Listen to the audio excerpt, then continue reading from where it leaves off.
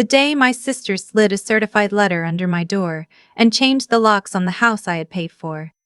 That was the day she made the biggest mistake of her life. She thought she was erasing me. What she actually did was light a fire under someone who had spent 6 years being too patient, too generous, and too willing to believe that family meant something. By the time she figured out what I had quietly been doing while she was busy celebrating, it was too late. But I'm getting ahead of myself. Let me take you back to where this started, because you need to understand just how much I gave before you can understand how much I took back. I need to ask, where are you watching from today? Drop your city in the comments. I always love knowing who's out there listening. My father died when I was 23. I was 2 years out of college, working my first real job as a junior financial analyst at a mid-size firm in Atlanta. I wasn't making a lot of money, but I was careful with it, the way my father had taught me to be. He was the kind of man who kept a budget spreadsheet on a legal pad and reviewed it every Sunday morning with his coffee. He believed that money was just organized discipline, and he passed that belief to me like a second inheritance. The first inheritance, the actual one, was the house in Decatur, a 4-bedroom colonial with a magnolia tree in the front yard that my parents had spent 30 years paying off together. When my father passed, my mother couldn't work. She had been managing a degenerative joint condition for years, and the grief accelerated everything. Within 8 months of losing him, she needed a full-time aide, then a walker, then a wheelchair for her bad days. The medical bills arrived the same way grief does, in waves, each one slightly larger than the last, each one leaving you less prepared than you thought you were. My older sister was 31 at the time and living in Savannah with her husband. My younger brother was 26 and between jobs, which in his case had become a permanent condition, dressed up in temporary language. I was the one in Atlanta, 20 minutes from our mother's house. I was the one who rearranged my schedule around her appointments. I was the one who learned which insurance codes to fight and which hospital billing departments to call, and exactly how long to stay on hold before asking for a supervisor. I was also the one who started paying. Not all at once. It crept up on me the way those things do. First it was covering the aide's hours that insurance wouldn't touch. Then it was the property taxes when my mother couldn't manage them. Then the furnace died in February, and my sister said she and her husband were stretched thin right now, and my brother said he was between things, and so I put $4,000 on my credit card and told myself I would sort it out later. I sorted it out by working overtime. I sorted it out by not taking vacations. I sorted it out by becoming the kind of person who wakes up at 5 in the morning and checks her bank balance before she checks anything else. By the time I was 29, I had contributed just over $41,000 to keeping our family's household running. I have the records. I kept them the way my father kept his legal pad methodically, every Sunday, with my coffee. What I did not have, what I kept telling myself I didn't need, was acknowledgement. My sister called our mother every Sunday. She visited at Christmas and for a week each summer. She brought wine and flowers and spent those visits telling my mother how exhausted she was, how demanding her life in Savannah had become, how she simply did not know how people managed. My mother would pat her hand and say she understood. I would be in the kitchen making lunch and listening to this through the open doorway, scrubbing a pan a little harder than necessary. My brother came and went. He had a talent for appearing during the good moments, a birthday, a holiday, and disappearing before anything required effort. He was charming in the way that people are charming when they have never had to be anything else. Our mother adored him. He knew exactly how to make her laugh, which I will admit is not nothing. I am not saying he was a bad person. I am saying he was a person who had arranged his life very carefully around never being inconvenienced. The conversation that changed everything happened on a Tuesday in March. I had driven my mother to a specialist appointment that morning, waited 2 hours, driven her home, made sure she ate lunch, and then gone back to my apartment to join a work call I was already late for. I was still in my coat when my sister called. She said she had been thinking. She said that with everything going on with our mother's health, it might be a good idea for someone to have power of attorney, just in case. Just so things could be managed smoothly if our mother had a difficult period. She said the lawyer she had spoken to, and yes, she had already spoken to a lawyer, She mentioned this casually. The way you mentioned something that has already been decided. Said it would be simplest if one person held it. She thought it should be her. She was the oldest. I said I would think about it. She said there wasn't really time to think about it, that the lawyer had a cancellation next week. That this was just paperwork. That it was for her mother's protection. I agreed. I drove to Savannah the following Saturday, sat in a lawyer's office I had never been to before, and signed documents I read too quickly. Because my sister was sitting next to me with that particular expression she has always had, the one that communicates impatience without saying a word. My mother signed too, looking tired and small in a leather chair that was too big for her. On the drive home I had a feeling I could not name. Not quite dread. More like the sensation of having left something important behind somewhere and not yet knowing what it was. I want to pause here, because I know some of you are already thinking, why did you let that happen? I have thought about that too. More times than I can count. The honest answer is that I had spent 6 years being the responsible one, the capable one, the one who handled things. And in some part of my mind I had confused being needed with being valued. I thought that what I did for my family was visible. I thought that surely, after everything, they knew what I was worth to them. I was wrong about that in a way that took me a long time to fully understand. Scroll down and tell me, have you ever given everything to people who treated your sacrifice like background noise? I read every comment.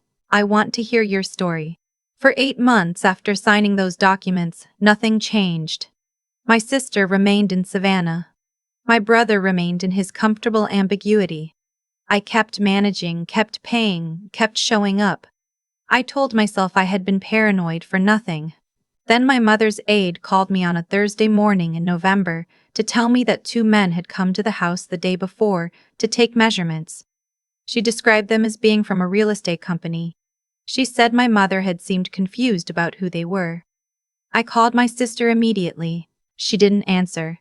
I called my brother. He said he'd heard there was some talk about the possibility of selling the house and moving our mother to a care facility closer to Savannah. He said it like he was reporting the weather. He said my sister thought it made more sense logistically. He said he thought it sounded reasonable. I stood in my office parking lot in 40-degree weather without a jacket, and I felt the ground shift under me. I called my sister again. She picked up this time. She said that the house was an asset that needed to be managed responsibly. She said the property had appreciated significantly, and that the proceeds could fund our mother's care for years. She said she had already spoken to 2 agents. She said she had the authority to make this decision. I said, "What about me?" She said, "What about me?" She said, "What about you?"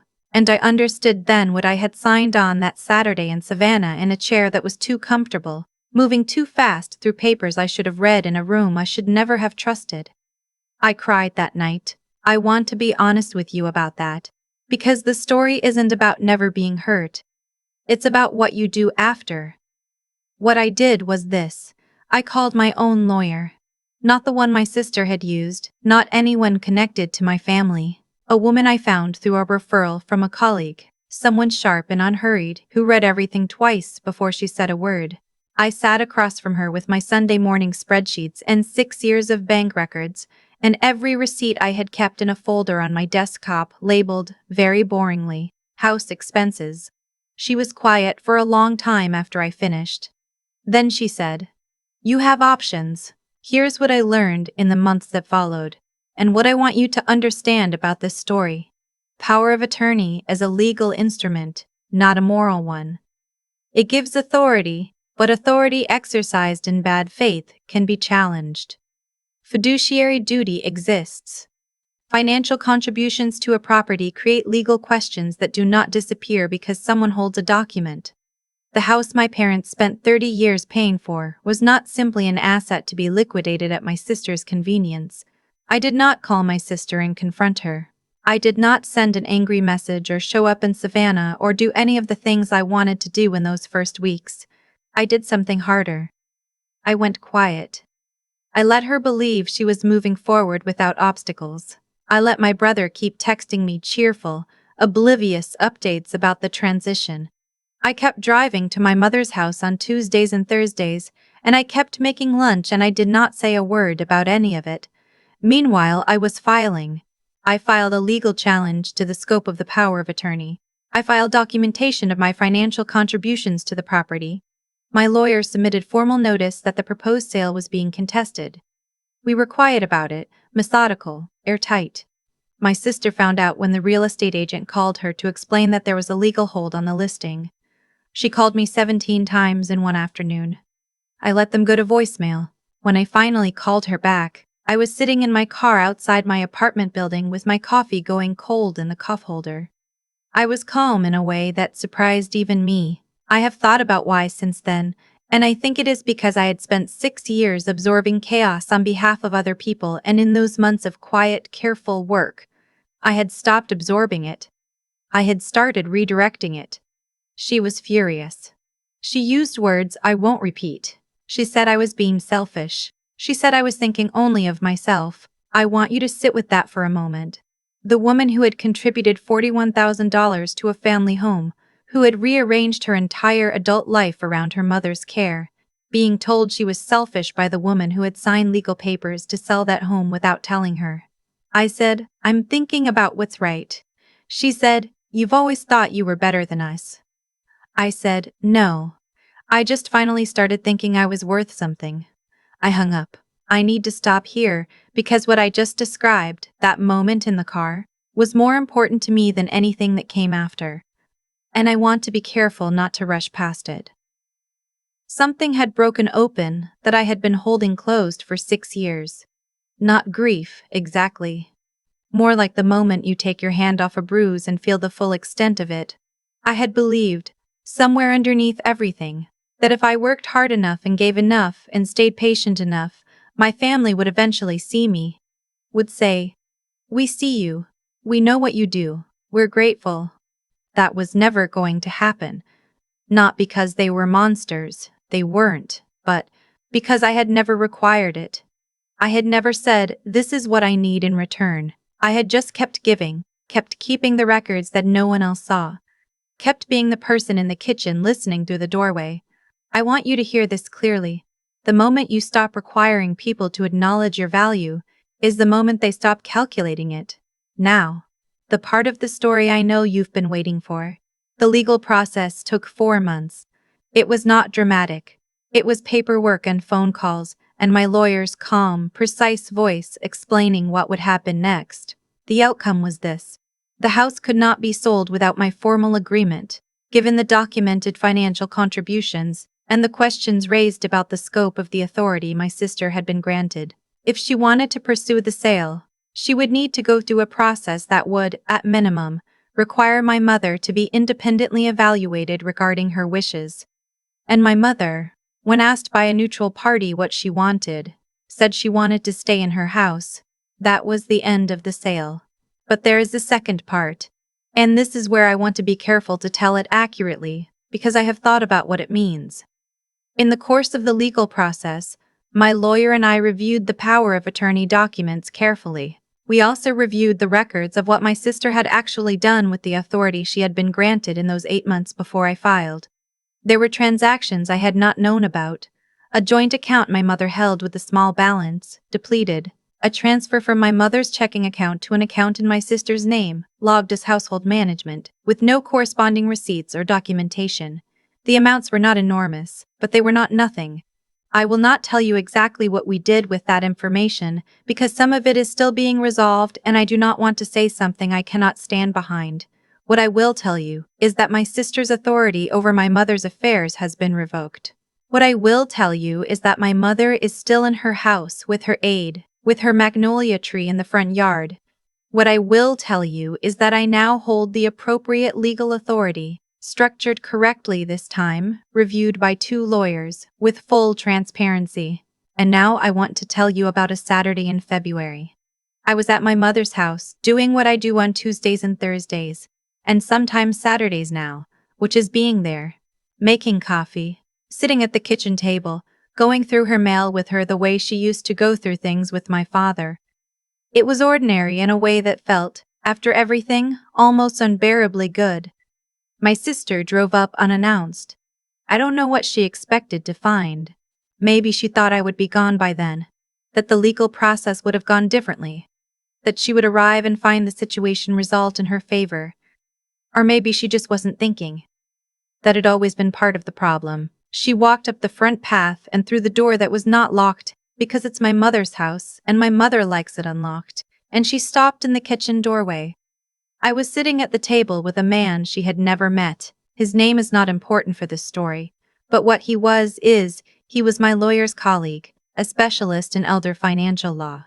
And he was there that particular Saturday because we had a few final documents to review. He is in his 60s, gray-haired, with the kind of calm that comes from having been a professional for a very long time. My sister looked at him, then at me, then at the papers on the table. I watched her understand. Not all at once. First there was confusion, then calculation, then a particular stillness that I recognized because I had felt it myself in my office parking lot in November. The feeling of the ground shifting. I didn't say anything dramatic. I didn't have a speech prepared. I simply said, "Mom's having a good morning. There's coffee if you want some." She didn't stay. I have thought about whether I feel good about how things ended. It is a more complicated question than it seems. I do not feel triumphant in the way you might expect. I feel something quieter and more durable than triumph. I feel like someone who did the work, who kept the records, who learned later than she should have. But not too late, that patience and generosity are only virtues when they are chosen freely, not when they are extracted from you by people who have decided you will always say yes. I feel like someone who finally said no. If you are watching this, and you are the person in your family who pays and shows up and manages and absorbs and keeps the records that nobody else looks at, I want you to hear this. The records matter. Keep them. Not out of suspicion, not because you're waiting for a fight, but because your contributions are real and real things deserve to be documented. You are not a backup plan. You are not a safety net with a smile. You are a person whose effort has value. And value does not disappear just because no one around you is counting it. You should be counting it.